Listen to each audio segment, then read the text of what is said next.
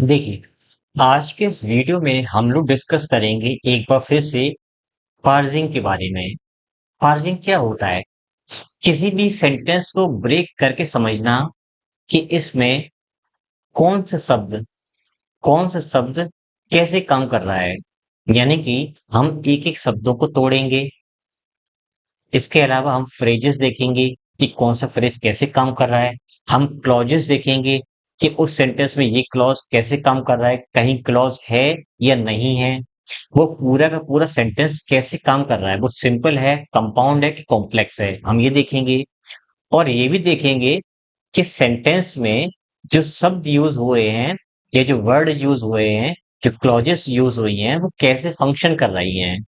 हम ये भी देखेंगे कि कौन-कौन से वर्ड्स कैसे-कैसे पार्ट्स ऑफ स्पीच वहाँ पर यूज़ किए गए हैं और वो कैसे काम कर रहे हैं। अगर आपको पार्जिंग समझ में आ गई और आप इस पर काम करने लगे या इसके वीडियोज़ देख कर के सीखने लगे, तो समझ लीजिए आप ग्रामर के सूत्र पर काम करने लगे हैं। क्योंकि पार्जिंग आप तभी सीख सकते हो जब तक आपको कंप्लीट 8 पार्ट्स ऑफ स्पीच, हर एक वर्ड का फंक्शन, कितने टाइप के फ्रेजेस होते हैं, कितने टाइप के क्लॉजेस होते हैं, कितने टाइप के सेंटेंसेस होते हैं, ये सारी चीजें अगर पता नहीं होंगी तो आपको चीजें समझ में नहीं आएंगी। अब हम इसको सीखें कैसे? जैसे मैं बता रहा हूँ वैसे सीखने की कोशिश कीजिए और मुझसे बेहतर तरीके ढूंढिए समझने के, ताकि आप चीजों को जल्दी से समझ सकें। तो आइए सीखते हैं पार्जिंग के बारे में। लेकिन उससे पहले मैं बता देना चाहता हूँ कि जो मैं पढ़ा रहा हूँ इसकी पीडीएफ वगैरह अगर आपको चाहिए या वीडियोस वगैरह कहाँ मिल सकते हैं, तो यूट्यूब चैनल पे तो मिल ही जाते हैं वीडियो सारे। साथ ही साथ पीडीएफ्स वगैरह जो और जो अपने वीडियोस हैं वो उपहार क्लासेस टेलीग्राम चैनल पे मैं अपडेट करता रहता हूँ कंटिन्यू। इसके अलावा अगर आप कंप्लीट रैनन मार्टिन पढ़ना चाहते हैं तो केवल आपको 499 रुपीज में आपको अवेलेबल हो जाएगा उपहार क्लासेस नाम के ऐप पर, गूगल प्ले स्टोर पे आपको मिल जाएगा, जिसका लोगो ये वाला है। साथ ही साथ अगर आप कंप्लीट रैनन मार्टिन के अलावा कंप्लीट एसपी बख्शी पुस्तक ग्रामर प्लस एक्सरसाइजेस सब कुछ पढ़ना चाहते हैं, तो केवल 99 रुपीज में मैंने वहां पढ़ा रखा है। कंप्लीट चीजें आपको अवेलेबल वहां पर हो जाएंगी। तो आइए टॉपिक पर और चीजों को समझने की कोशिश करते हैं। सबसे पहले इसमें मैंने दो अलग अलग पैसेज लिए हैं। एक तो ये वाला लिया है जिसकी हिंदी भी मैंने लिख दी है, और एक ये वाला पैसेज लिया है जिसकी मैंने आगे हिंदी दे दी है। तो आइए देखते हैं। Prime minister Narendra Modi on Sunday, यानी कि हमारे प्रधानमंत्री श्री नरेंद्र मोदी जी रविवार को अनलीज्ड, अनलीज्ड का मतलब फैलाना या बताना, स्केथिंग अटैक एट कांग्रेस लीडर को उन्होंने अटैक किया। किस टाइप का अटैक किया वो भी समझेंगे हम लोग। कुछ इस तरह का अटैक किया जिससे वो बिखर जाएं, यानी कि तबाह कर देने वाला उन्होंने एक बयान दिया। इसके थिंक कि बहुत सारे मतलब नष्ट करना, हानि पहुंचाना। उन्होंने कुछ ऐसा बयान दिया जिससे कांग्रेस सरकार को कुछ नुकसान हुआ। मतलब नुकसान का मतलब कुछ ऐसी बात बोली जो बड़े ही अटैक के तौर पर थी। किस पर? Shri Rahul Gandhi ji. For his remark, जो उन्होंने टिप्पणी की, that rajas and maharajas used to take away lands, कि राजा महाराजा जो होते थे वो टेक अवे लैंड्स, वो अपने जगह को छोड़कर चले जाया करते थे। टेक अवे का मतलब क्या है? टेक अवे का बेसिकली एक आपका ये फ्रेज है जिसका मतलब था ले जाना। ठीक है ना? तो use to take away lands, वो जमीन ले जाया करते थे। राजा महाराज जो है वो जमीन को खत्म कर दिया करते थे, हटा दिया करते थे, ले जाया करते थे, कुछ ऐसे सेंस में उन्होंने बोला है। ठीक है, अभी कंप्लीट क्या है मुझे पता नहीं है, लेकिन इसमें जो चीज समझ में आ रही है वो मैं बताने की कोशिश कर रहा हूँ। एंड एक्यूज्ड हिम, और उन पर आरोप लगाया, ऑफ अपीजिंग, अपीजिंग मतलब तुष्टिकरण करना, a certain vote bank while remaining silent on the atrocities. Atrocities का मतलब था अत्याचार कमिटेड बाय मुस्लिम रूलर्स। अब चीजें समझने की कोशिश करते हैं और ब्रेक करने की कोशिश करते हैं। प्राइम मिनिस्टर ये एक उपाधि है, कंपाउंड नाउन है हमारा। नरेंद्र मोदी ये आपका प्रॉपर नाउन है।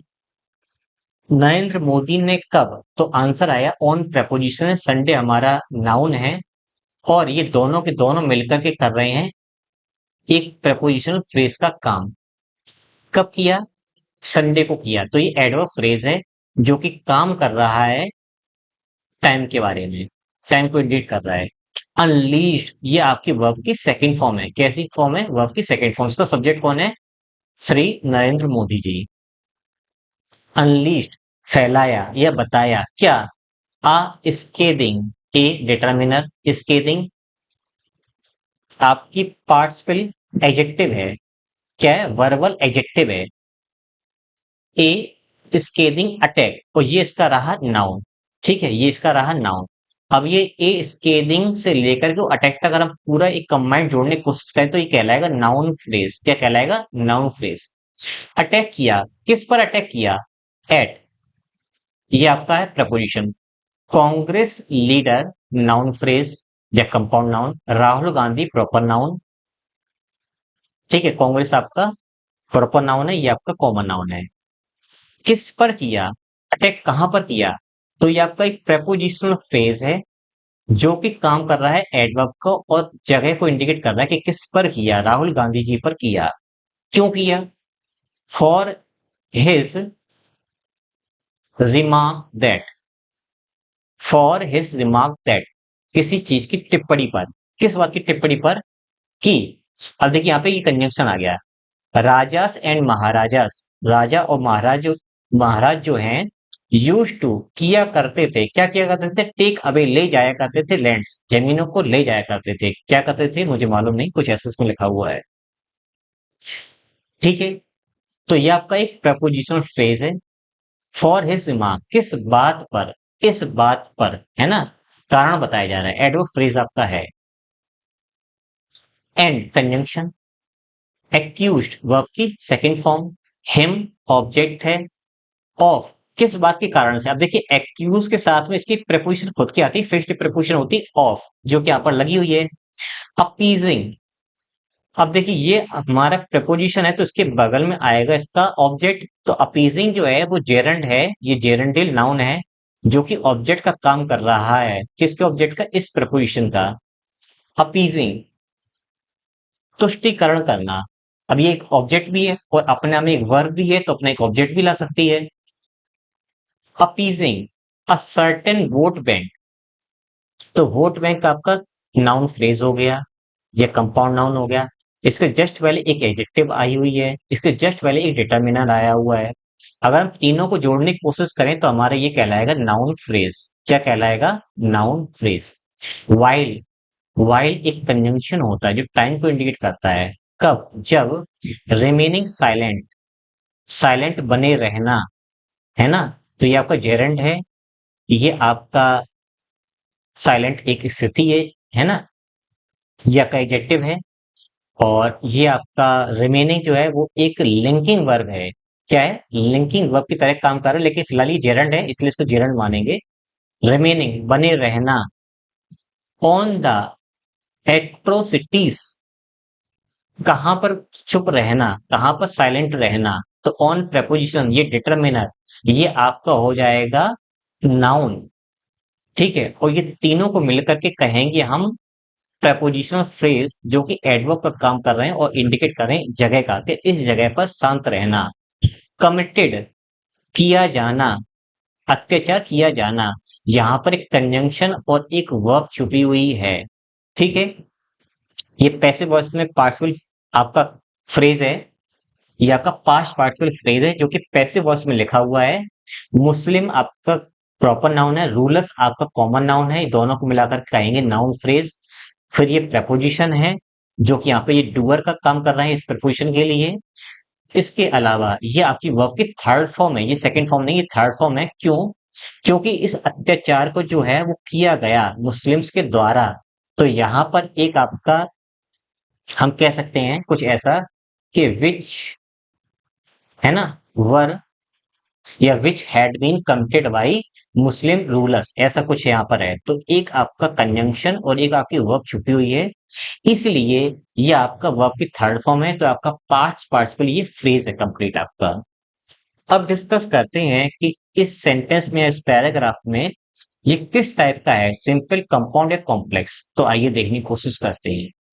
अगर आप ध्यान दें तो यहां से लेकर के चलते चले जाएं तो यहाँ पर कहीं पर भी आपको फुल स्टॉप देखने को नहीं मिलेगा।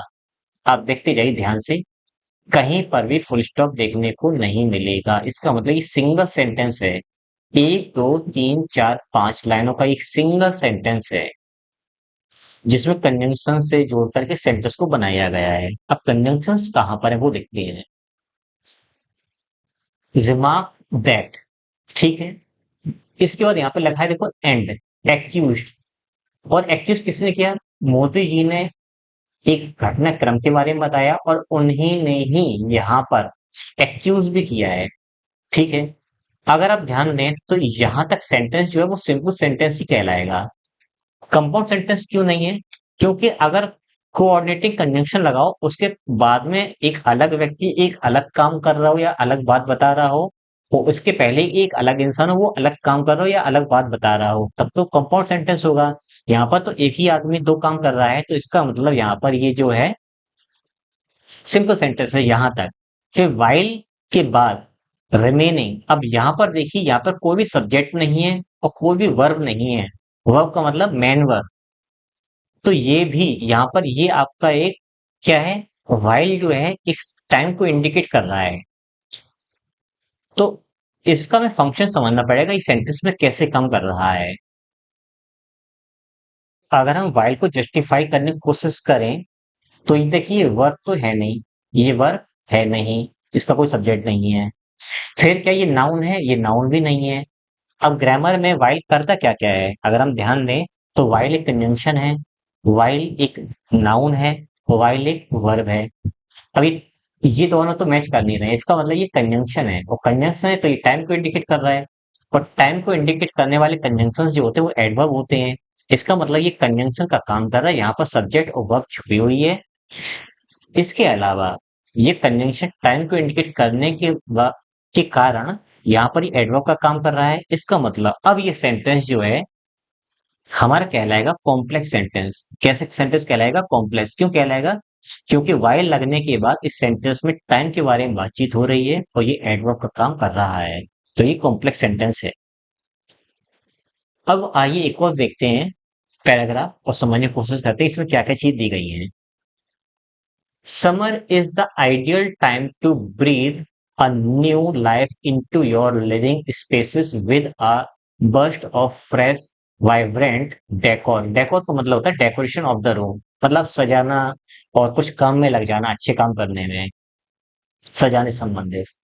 Pictures, pictures sun drenched days, blooming flowers, and the cheerful hues that define the season, and these images instantly bring warmth and energy to mind.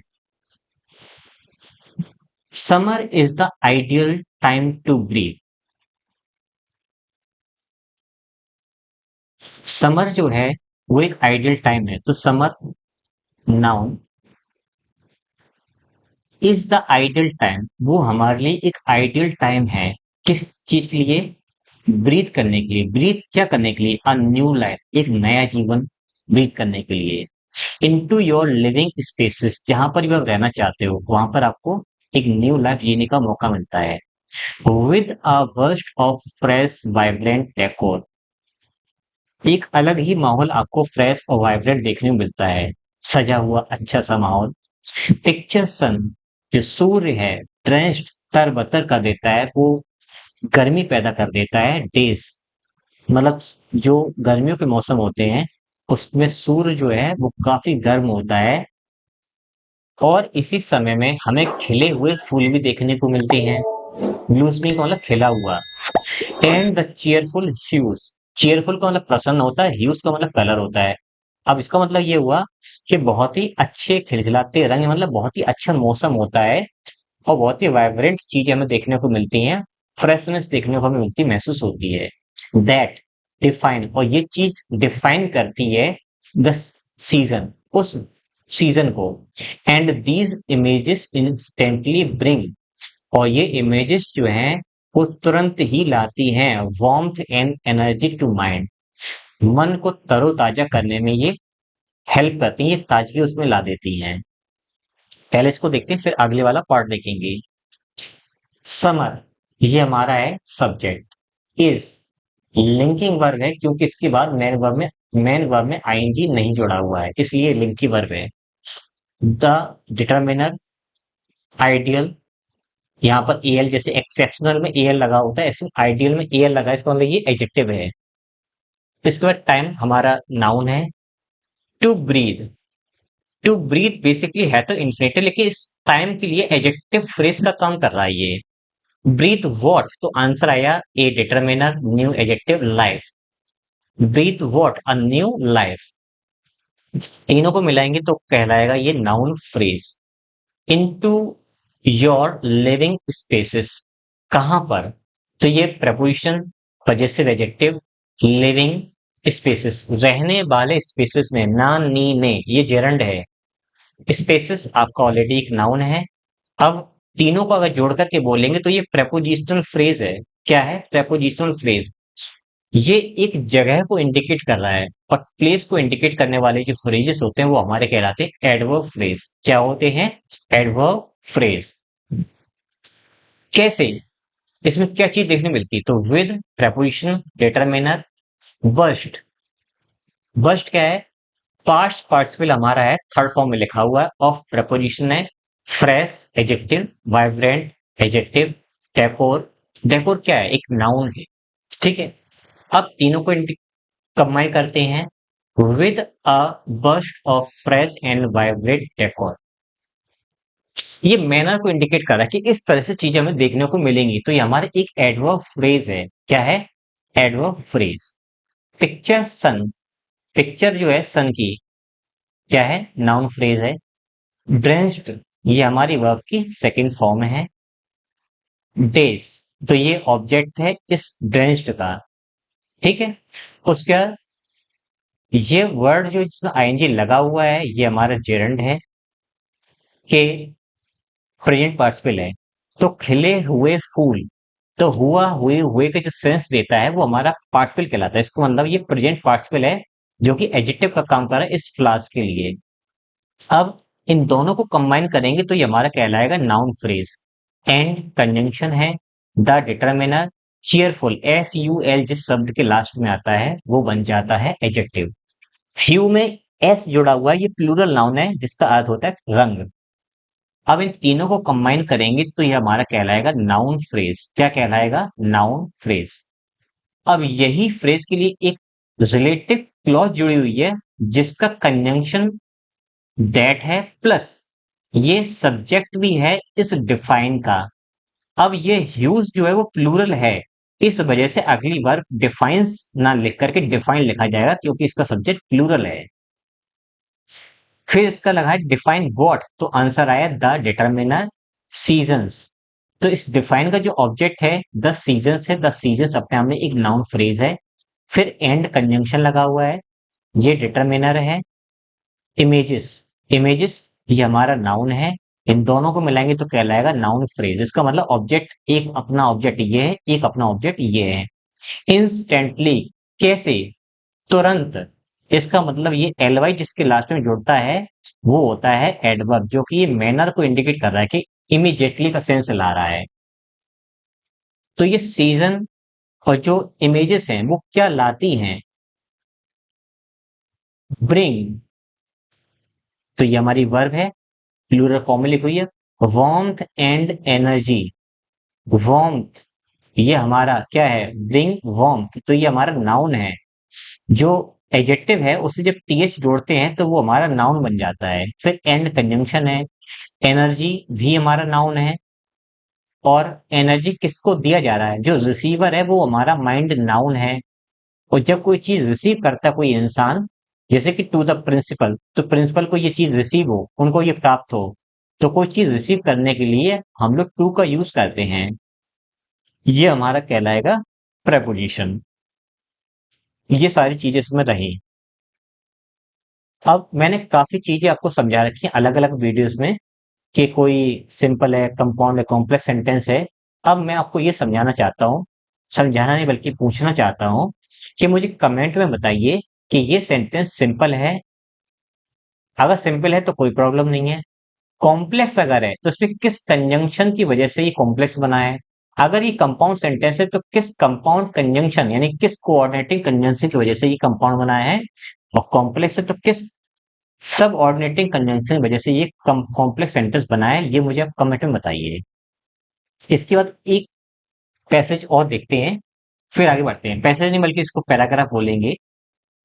To capture the essence of summer, summer के essence को, summer के उस पल को अगर आप capture करना चाहते हो, उसमें जीना चाहते हो, एंड रिवाइटलाइज का मतलब पुनर्जीवित होना। जैसे आपने मार्केट में सुना होगा रिवाइटल कैप्सूल से टैबलेट कुछ आती हैं, जिसका मतलब होता है फिर से जान आ जाना। एंड रिवाइटलाइज योर होम, और अपने घर को दोबारा से जीवित करना चाहते हो, consider adding trendy wall carpets. तो आप कंसीडर करें, तो आप सोचें किस चीज के ऊपर, एडिंग जोड़ने पर, ट्रेंडी ट्रेंडी वॉल पेपर, जो वॉल सॉरी जो कारपेट्स आज के समय में चल रही, जो प्रसिद्ध हैं, जो बहुत ज्यादा चलन में है, उन वॉल कारपेट्स के बारे में आप सोचिए। दीज ब्यूटिफुल पीसेस, ये सुंदर से जो पीसेस हैं, नॉट ओनली न सिर्फ इंजेक्ट्स बर्स्ट ऑफ कलर, न सिर्फ ये कलर भरते हैं, बल्कि एंड टेक्सचर, न सिर्फ ये कलर और टेक्सचर भरते हैं, बल्कि but also become focal points, बल्कि केंद्रीय पॉइंट्स, मतलब ये केंद्रीय चीजें, ये केंद्र बिंदु निकल के आते हैं। केंद्र बिंदु का मतलब है इन ये सेंटर ऑफ अट्रैक्शन बन जाते हैं। ट्रांसफॉर्मिंग, रूपांतरित कर देते हैं, ऑर्डिनरी रूम्स, एक साधारण से रूम को, इनटू किस चीज में बदल देते हैं, कैप्टिवेटिंग रिट्रीट्स, मनोरम। देखो रिट्रीट्स का मतलब तो वापसी होना, लेकिन कैप्टिवेटिंग मतलब तो कैप्चर करना या फिर उसमें इसमें कुछ लाना या ध्यान देना। रिट्रीट्स का मतलब है कि आपका ध्यान फिर से आकर्षित होने लगता है। ठीक है, अब इसको ब्रेक करने की कोशिश करते हैं। टू कैप्चर, ये आपका इन्फिनेटिव है, प्लस आपका ये वर्ब भी है। अब ये सब्जेक्ट है कि नहीं वो अभी आगे पता चलेगा। टू कैप्चर वॉट, तो आंसर आया द एसेंस। डिटरमिनर ये आपका नाउन है। किस टाइप का नाउन है, एब्स्ट्रैक्ट नाउन है। ऑफ प्रपोजिशन, समर आपका नाउन है, एंड कंजंक्शन है। रिवाइटलाइज, एंड रिवाइटलाइज फिर से आपका वर्ब है, लेकिन ये काम कर रहा है इन्फिनेटिव का, जिसका टू यहाँ पर कॉमन ले लिया गया है। क्या किया गया है, टू कॉमन लिया गया है। और रिवाइटलाइज व्हाट, तो आंसर आया योर होम, पजेसिव एडजेक्टिव, और इसके साथ में इसका ये नाउन, और ये ऑब्जेक्ट का काम कर रहा है इस वर्ब के लिए। फिर इसके बाद कंसीडर, कंसीडर व्हाट, कंसीडर हमारा ये वर्ब है। एडिंग जोड़ना, ये हमारा है। वेरी गुड, हमारा ये है जेरंड, जो कि वर्ब की तरह भी काम कर रहा है और अपना खुद का ऑब्जेक्ट भी लाया है। ट्रेंडी, ये आपका कहलाएगा एडजेक्टिव। वॉल कारपेट्स, ये आपका नाउन फ्रेज है, कोई प्रॉब्लम नहीं है। डिटरमिनर ये एडजेक्टिव, तो ये आपका पीसेस नाउन है। तीनों को मिलाकर के हम पूछेंगे क्या है, तो ये हमारा नाउन फ्रेज है। क्या है, नाउन फ्रेज। नॉट ओनली, ये हमारा को रिलेटिव कंजंक्शन है। नॉट ओनली साथ में आता है बट ऑल्सो, क्या आता है, नॉट ओनली साथ में बट ऑल्सो। लेकिन इसकी कंडीशन है कि नॉट ओनली जिस शब्द से पहले आएगा, तो बट ऑल्सो भी उसी शब्द के पहले आएगा। शब्द का मतलब उसी parts of speech, parts of speech का मतलब वो नाउन है तो नाउन से पहले, वर्ब से पहले, जिससे पहले जो शब्द आया उसके बाद भी वही शब्द आएगा। इंजेक्ट यहाँ पर हमारा वर्ब है, तो वर्ब से पहले नॉट ओनली आया है, तो बट ऑल्सो भी देखिए आप वर्ब से पहले ही आया हुआ है। ये सेंटेंस बिल्कुल करेक्ट है। नॉट ओनली को रिलेटिव कंजंक्शन है, और ये भी कोरिलेटिव कंजंक्शन है। इंजेक्ट वर्ब है, inject what, worst of colours, है ना। तो ये तीनों को मिलाकर के कहेंगे, इसको तीनों को मिला के कहेंगे नाउन फ्रेज। क्या कहेंगे, नाउन फ्रेज। एंड कंजंक्शन है। टेक्सचर, कलर भी और टेक्सचर भी, तो ये भी हमारा नाउन है। बट ऑल्सो मैंने बता दी कंजंक्शन है, बिकम वर्ब है। बिकम व्हाट, फोकल पॉइंट्स, तो ये आपका कहलाएगा एडजेक्टिव। ये कहलाएगा एडजेक्टिव, ये आपका कहलाएगा नाउन। क्या कहलाएगा? नाउन। तो दोनों को मिला के कहेंगे नाउन फ्रेज। ठीक है। ट्रांसफॉर्मिंग, बदलना। क्या है? ट्रांसफॉर्मिंग मतलब बदलना, नानी ने, तो ये हमारा जेरंड है। और साथ ही साथ ये वर्ब भी है, तो वर्ब अपना ऑब्जेक्ट भी लाएगी। ट्रांसफॉर्मिंग ऑर्डिनरी, ऑर्डिनरी हमारा एक एडजेक्टिव है। रूम्स, बदलना, तो इसका जो ऑब्जेक्ट है ये दोनों ट्रांसफॉर्मिंग रूम्स को मिला के कहेंगे नाउन फ्रेज, और ये नाउन फ्रेज है ऑब्जेक्ट। किसका ऑब्जेक्ट है? इस ट्रांसफॉर्मिंग का। इनटू, ये हमारा कहलाएगा प्रपोजिशन। कैप्टिवेटिंग, रिट्रीट्स, कैप्टिवेटिंग ये नाउन। देखो अभी ये पार्टिसिपल है कि ये जेरंड, कैसे पता करेंगे? ये नाउन है, और ये दोनों मिलकर के बना रहे हैं नाउन फ्रेज। इसका मतलब है कि ये जेरंड है, ये जेरंड है जो कि इसके लिए ऑब्जेक्ट की तरह काम कर रहा है, और खुद अपने आप में वर्ब है, तो इस वर्ब के लिए अपना एक ऑब्जेक्ट भी आया हुआ है। अब ये सेंटेंस कैसा है? देखिए यहां से लेकर के और यहां तक ये आपका सिंपल सेंटेंस है। फिर यहां से लेकर के और यहां तक आप चाहें तो इसको कंपाउंड सेंटेंस कह सकते हैं।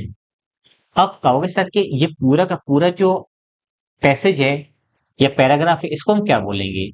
तो देखिए इसमें अलग अलग सेंटेंस, इसलिए इसको अलग अलग कंसीडर ही किया जाएगा। लेकिन कुछ बच्चे कहेंगे नहीं सर, हमें बताइए कि ये किस टाइप का पैराग्राफ है। तो भाई ये आपका मिक्स पैराग्राफ है। हालांकि मिक्स नाम का कोई चीज होती नहीं है, क्योंकि दोनों अलग अलग हैं, इसलिए अलग अलग ही कंसीडर कीजिए। लेकिन फिर भी आप चाहते तो इसको हम मिक्स बोलेंगे, इसके अलावा कोई ऑप्शन नहीं है। तो मैं उम्मीद करता हूँ आपको डिटेल में चीज समझ में आई होगी कि किस चीज को कैसे ब्रेक करते हैं और कैसे पता करते हैं कि ये चीज कैसे क्या काम कर रही है। तो पार्जिंग एक काफी टफ टॉपिक है, जिस पर बहुत ही कम चीजें देखने को मिलती हैं। इसलिए मैं चाहता हूँ इस पे बराबर फोकस करते रहें और कंप्लीटली अपने एफर्ट्स लगा दें, ताकि चीजों को आप समझने लगें। मिलते हैं किसी नेक्स्ट वीडियो में।